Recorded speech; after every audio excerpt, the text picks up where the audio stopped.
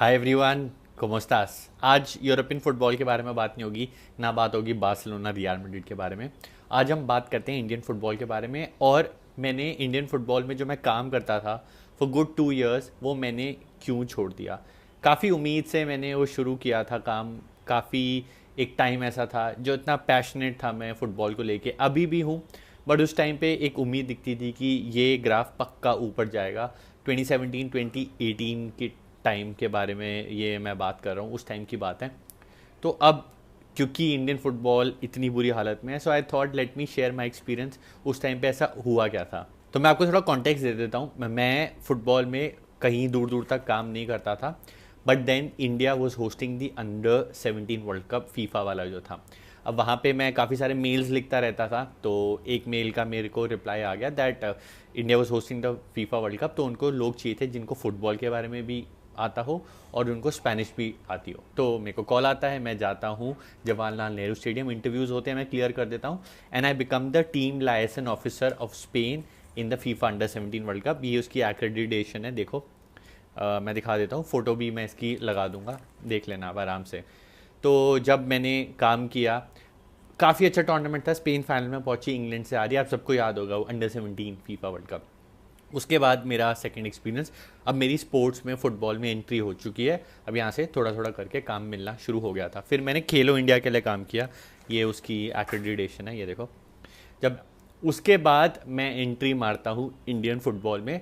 अब अभी मैं आपको समझा देता हूँ जो इंडियन फुटबॉल का स्ट्रक्चर है। करेंटली आईएसएल है सबसे ऊपर, फिर आती है आई लीग, और अब जो थर्ड टीयर एग्जिस्ट करता है नहीं करता वो मुझे नहीं पता, but back in the day 2017 2018 के बारे में मैं बात कर रहा हूँ। तो उस टाइम पे होता था आईएसएल अलग, आई लीग अपनी अलग चलती थी, और होता था सेकंड डिवीजन आई लीग। और मैं काम करता था एक सेकंड डिवीजन आई लीग का क्लब है, मैं दिल्ली से हूँ, तो दिल्ली का एक क्लब होता था हिंदुस्तान एफसी, उसमें मैं था वहाँ का मैनेजर, टीम मैनेजर। ये उसकी एक्रेडिटेशन है, देखो। मैं इसकी फ़ोटो भी डाल दूंगा, आराम से आप देख लेना।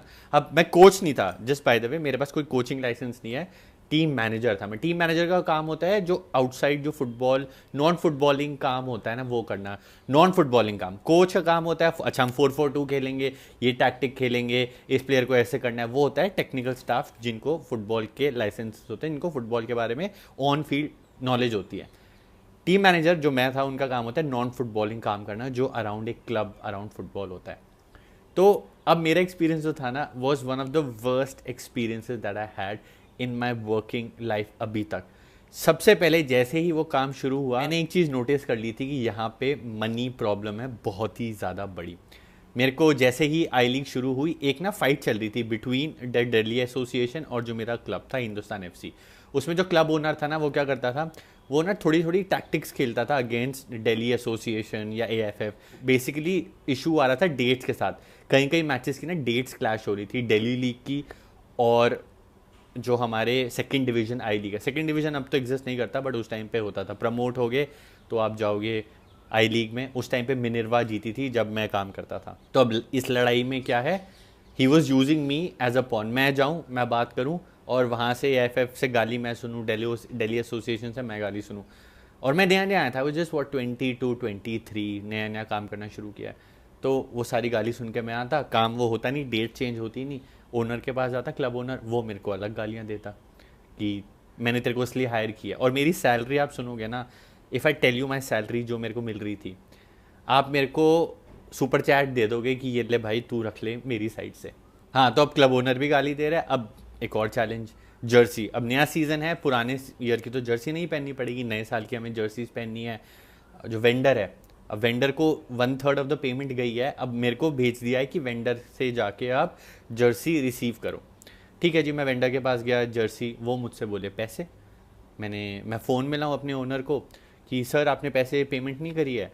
तो वो मेरे को बोले नहीं नहीं, आप बस जर्सियाँ लेके आ जाओ, पेमेंट का मैं देख लूँगा, मैं देख लूँगा। अब मैं वहाँ से जाने लगूँ, वो जो वेंडर है वो मेरे पीछे कि पैसे पेमेंट। मैंने कहा आप बात कर लो, जो ओनर है उनसे आप बात करो। नहीं नहीं नहीं, मैं उनसे बात नहीं करूँगा, आप मेरे को पेमेंट दोगे। बिकॉज पहले भी ऐसा हो चुका है कि जो हम क्लब ओनर था, उसने पेमेंट बड़ी रुला रुला के की थी या पेमेंट की नहीं थी, तो वो बंदा मेरे पीछे। मैं कैसे ना कैसे करके वहाँ से भागा।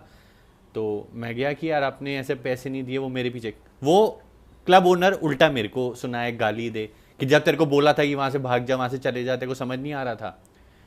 तो यहाँ पे एक और मेरे को लफड़ा दिखा। मैं काम करके आ रहा हूँ फीफा में, फिर मैंने काम किया खेलो इंडिया में, आराम से वहाँ ऑर्गेनाइज काम होता था। जब मैं इंडियन फुटबॉल में घुसा, मैंने कहा यहाँ पे ये चल रहा है, चलो ठीक है यार, विच इज़ फाइन।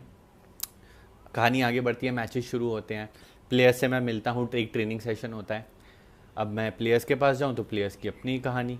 वो कह रहे हैं सर हमें तो बस बुला लिया है, कोई कैलकाटा से आया हुआ है, कोई मिज़ोरम मणिपुर से आया हुआ है, कोई मुंबई से आया हुआ है, पैसे ही नहीं मिले, सैलरी नहीं मिली हमें।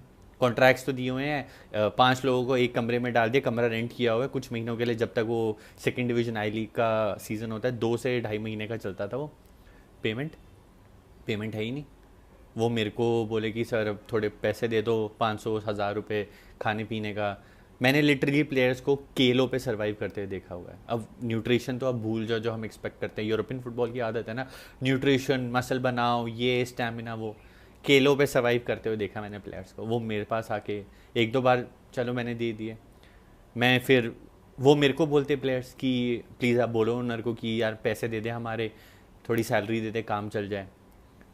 मैं ओनर के पास जाऊँ, कह रहे नहीं प्लेयर से आप इंटरेक्ट नहीं करोगे, प्लेयर से बात नहीं करनी है, आप उनको बोलो सैलरी आ जाएगी, खेलने पे ध्यान दे। मतलब बिल्कुल नॉन सेंसिकल कहानियाँ मैं सुने जा रहा हूँ उनकी, नॉन सेंसिकल जो ओनर है वो चीज़ें बोले जा रहे हैं। और प्लेयर्स को बस है कि किसी तरह क्वालिफाई करा के आप पहुँचा दो फर्स्ट डिवीज़न में, ताकि ओनर का पैसा बन जाए, प्लेयर्स में सब जाएं तेल लेने। यहाँ पे सिर्फ 2 से 3 लोग थे जिनकी चलती थी, वो था एक कोच एंड जो क्लब ओनर है, और एक फिजियो। ये एक दूसरे को पहले से ही जानते थे, एंड कोच का ज़्यादा होना इंपॉर्टेंट है रादर देन मी। मेरे बिना भी काम चल सकता था, बट कोच के बिना काम नहीं चल सकता था। कुछ गाइडलाइंस होती हैं AIFF की, तो उसके according you have to have one coach, वरना आप खेल ही नहीं सकते।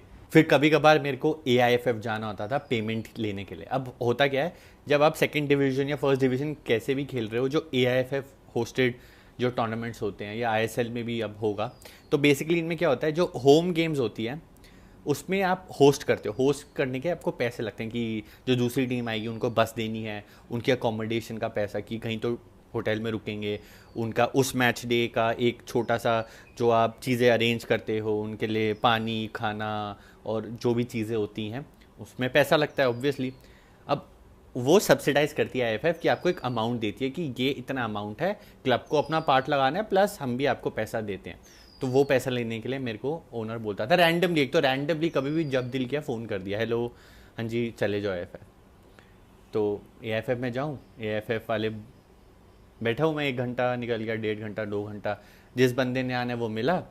अब वो कह रहे हैं जी सर पैसे तो नहीं है अभी, तो हम नहीं दे सकते, हमने तो कभी बोला ही नहीं पेमेंट के लिए आपको। तो बस रैंडमली मेरे को ओनर ने भेजे, क्योंकि एक उनका एम्प्लॉय है जिनको वो यूज़ कर सकते हैं कहीं भी भेजने के लिए। And just by the way 1 2 3 महीने निकल चुके हैं, मेरी सैलरी अभी तक नहीं आई है। मैंने ये बता तो दिया कि सैलरी कितनी कम थी, बट अभी तक मेरी सैलरी नहीं आई है। किसको सैलरी मिली मेरे को आज तक नहीं पता। 6 से 7 साल निकल चुके हैं, प्लेयर्स को मिली नहीं मिली, उस कोच को मिली नहीं मिली। एंड जो कोच था वो भी बहुत एरोगेंस में रहता था, क्योंकि एक चीज़ जो मैंने देखी थी ना, वो ये थी कि सब अपने लिए कर रहे हैं। कोच को है कि भैया मेरी नौकरी लगी हुई है सरकारी, मैं तो यहाँ पे वहाँ पे छुट्टियाँ दिखा के यहाँ कोचिंग कर रहा हूँ, यहाँ से पैसा बनाऊंगा, मेरा नाम बन जाएगा, जो भी है मैं तो अपना खेल चुका हूँ आई लीग में।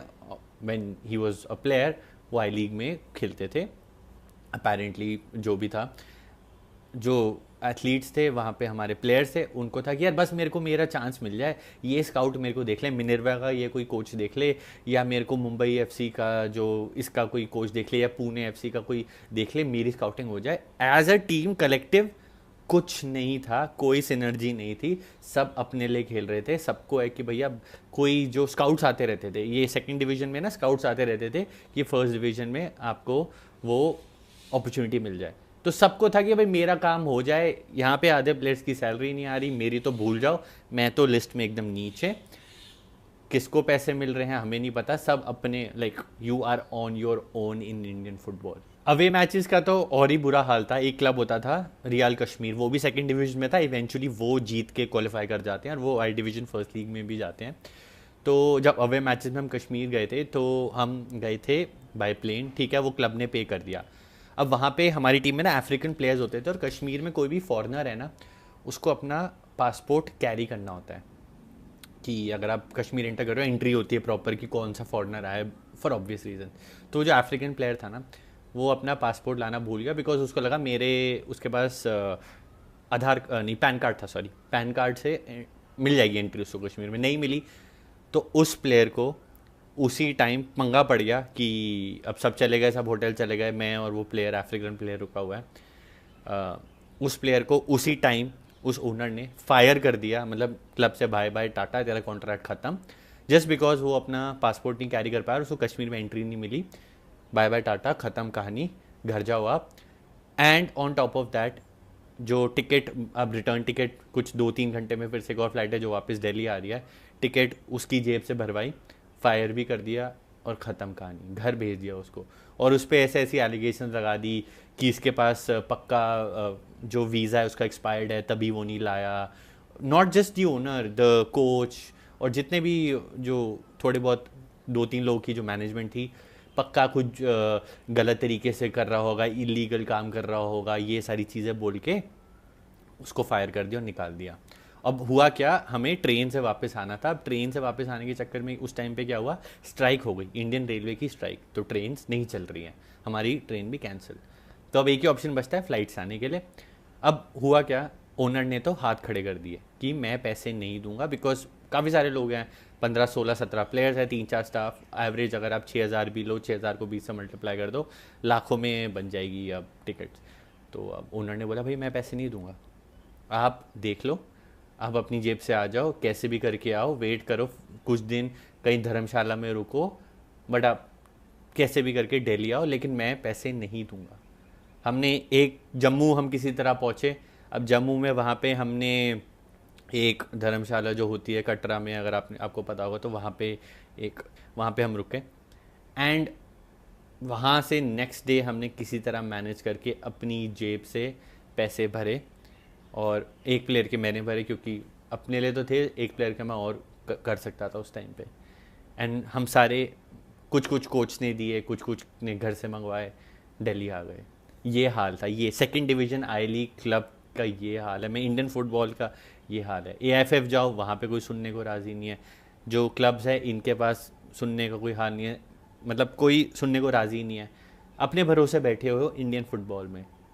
तो अगर आप एक्सपेक्ट कर रहे हो कि हमारा इंडियन फुटबॉल आगे बढ़ रहा है, ये बढ़ेगा, प्लेयर्स निकल के आएंगे, वो तो भूल जाओ। और मैं बात भी नहीं कर रहा ये जो आजकल अभी चल रहा है ना, OCI PI, जो भी प्लेयर्स हैं इनकी इतनी सैलरी है, मैं तो ये बात ही नहीं कर रहा। मैं अपना एक्सपीरियंस शेयर कर रहा हूँ, जो मैंने फील किया या जो मैंने झेला। उसके बाद मैंने एक और क्लब के लिए काम किया। The owner in this club was decent, 1 महीने मेरे को सैलरी भी टाइम पे दी, बट उसके पास कुछ काम नहीं था, तो eventually he also terminated my contract. And फिर मैंने फुटबॉल छोड़ दिया। 2025 हो रहा है, 2019 was the last time, I think 2018, yes 2018 जुलाई जून। उसके बाद मैंने फ़ुटबॉल में 2 साल काम करके छोड़ दिया, ख़त्म। मेरी family was very supportive, they were letting me work, करो काम, कोई दिक्कत नहीं, आप अच्छे से काम करो। बट मेरा एक सैचुरेशन पॉइंट आ गया था कि अब मैं और काम नहीं कर सकता, because I have to make a career.